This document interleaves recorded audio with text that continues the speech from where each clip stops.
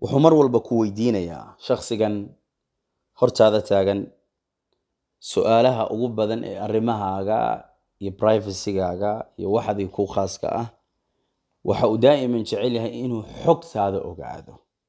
السلام عليكم ورحمة الله وبركاته. الحمد لله وكفى والصلاة والسلام على عباد الذين اصطفى بعد. maanta insha allahu tacaala mowduuciina waxa uu ku saabsan yahay barnaamijtii aan kasoo hadlaynay. waxaan maanta insha allahu tacaala muuqaalkan kaga hadlayaa sidee baad ku ogaan kartaa shakhsiga ku hortaagan ee ku xasdaya. haddii walaalkayga muslimka iyo walaashayda muslimadda aad dhowrkan calaamadood aad ku aragtid qof aad taqaanid ee mar walba aad is arkaysaan ood kulantaan, haddii aad ku aragtid calaamaadkan ogsoonow qofka ku xasdaya ee xasadka kugu ah waa kaa ku hortaagan. saan ognahayba maanta waxaa badan dadka xasdaya. dunidana waxay u badatay mid xaasid ah oo xasdaya iyo mid maxsuud ah xasdan ee la xasday. ama waa qof xasdan oo horumarkii iyo noloshii iyo wanaaggii iyo wax walbu gaari lahaa oo dhan laga xasday oo xidhxidhan. ama waa shakhsi wax xasdo ummadaba ishooda ummadda ku legdayo xasdaya daa'ima. haddaba waxaad isweydiinaysaa marka sidee baan ku ogaan karaa qofka xasdaya ee aanan macnaha waxa weeye aan doonay inaan garto qofkaas sideen ku ogaan karaa.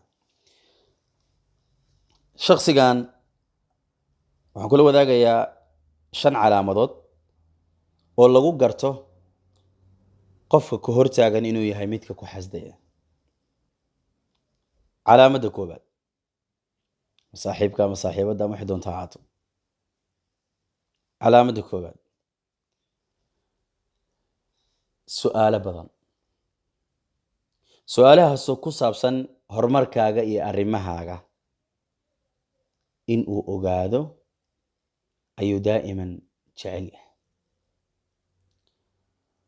haddii su'aalaha uu ku weydiinayo markaad uga jawaabtid uu ku farxayo maxay ahaan lahayd, maya, wejigiisa farxad kama muuqato.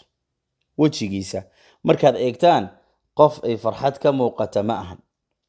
su'aalaha badan waa min calaamaadka qofka xaasidka ah ee ku hortaagan ee aad ku garan kartid.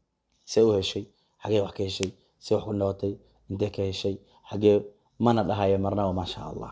u fiirso, markaad uga sheekaysid waxaa lagu ogaanayaa qofkan inuusan ku ilaysanin oo xaasidin. waxaa lagu ogaadaa markaad uga sheekaysid arrimahaas, maasha allah, allah ku ziyaadiyo ku leeyahay. su'aalahana kuguma sii badinayo. laakiin kan min su'aal walaa min bidaaya ila nihaaya maanta dhan ku weydiinaya. waa calaamadda koobaad. calaamadda labaad, wuxuu daa'iman kugu haynayaa waan kaa masayray. gabadhii waxay ku haynaysaa waan kaa masayray. kama hadlayo shakhsiga zawjka iyo zawjada inay kala maseyraan. taasi taasi wax caadi oo dadka bini aadamka ku abuuran weeye. lamaanihii isqabay kuwa wada sheekaysanay kuwa kama hadlayo. waxaan ka hadlayaa nin rag waxaad arkaysaa nin rag kala dhahayo waan kaa maseyraa, aadan kaaga maseyray, waan kaa maseyray. gabar baad arkaysaa gabar kale ku leeda waa kaa maseyraa. markaan ku arkaa waa kaa maseyraa mugta, waan maseyraa, waa kaan maseyraa. waa min calaamaadka xasadka qofka hortaagan aad ku garanayso qofkaas inuu yahay qofka kuu dhow ee ku xasdaya macnaha. calaamadda saddexaad, marka uu jab kugu dhaco waa qofka ugu horeeya ee jabkaaga kusoo wacay intuu ku weydiiyo oo ku waraysto oo jabkaada waraysto oo haddana aanan kaala naxaynin. yani kama naxayo jabkaaga ee uu ku farxayaa. wuxuuna doonayaa siduu jabka kuu gaaray inuu u ogaado oo xog uu u helo oo uu kusii farxo, kadibna uu warkay sii gudbiyo. berri waxaad arkaysaa war meelaha wareegaya oo laleeyahay jabkaaga waxa weeye saasa kugu dhacdaa la yidhi. yaa gudbiyey? kanaa gudbiyey. haddii uusan xaasid ahayn jabkaadana ma gudbiyeen. dhibka kugu dhacana uu ku garaabi lahaa, yani uu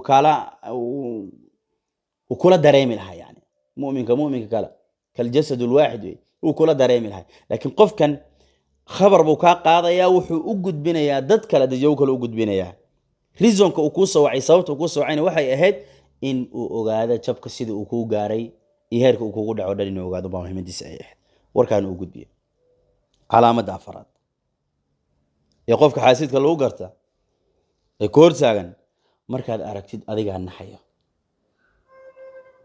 waad naxaysaa haddaad hadal sheegi lahayd oo wax u sheegan lahayd ama wax kala hadli lahayd awood uma lihid inaad kala hadashid oo markiiba waxa kugu dhacayso naxtin iyo argagax baa kugu dhacayo waad naxaysaa waad kadibna aad waxba u sheegan baad iska aamusisaa macnaha waxa weeye qofka caa'inka wax ilaystay qofka caa'inka midka isha ay ka timid wax ilaystay marka la hor yimaado waa laga naxaa marka xaasidkan waa mid wax xasday waa ka naxaysaa calaamadda shanaad ee mid ugu dambaysa ee lagu ogaanayo qofka xaasidka daa'iman qofka xaasidka ah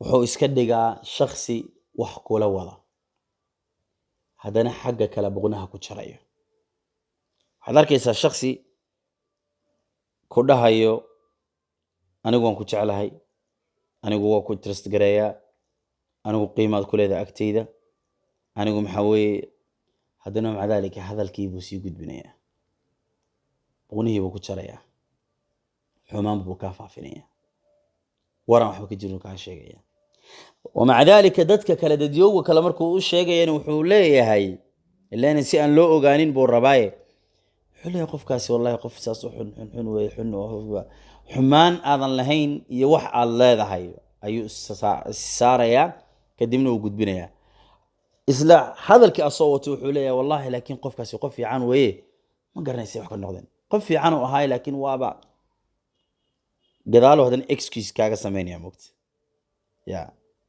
gadaal ba haddana waxa weeye uu haddana waxa qeyl iyo wax ku raadinaya uu daboolaya waana min calaamaati almunaafiqiin way waxas min calaamaati almunaafiqiin way munaafiqana waa xaasid way xasadnimada ayay ka mid tahay shakhsigaas oo shakhsiga ku xasday haddaad aragtid qof kuu sheekeynayo oo ku dhahay qofkaasi qof fiican wanaagsan kan haddana dhahayo wallahi qofka laakiin waa qof xun haddana gadaal ka dhahay isla markii gadaal haddana u goranayo waxaa sameyn calaamad dhaqanka xun weeye ilaahay subxaana wa tacaala dhaqankeena haynoo wanaajiyo diinteena allah inagu sugo xaqana allah ina fahansiiyo cadowgana allah inaga qabto xasadkana allah inaga qabto kuwaasi waa kuwa ku xasdaye ka digtoonaaw calaamadahaasi waa calaamaadka lagu garanayo qofka ku dhow ee ku xasdaya asalaamu calaykum waraxmat ullahi wabarakaatu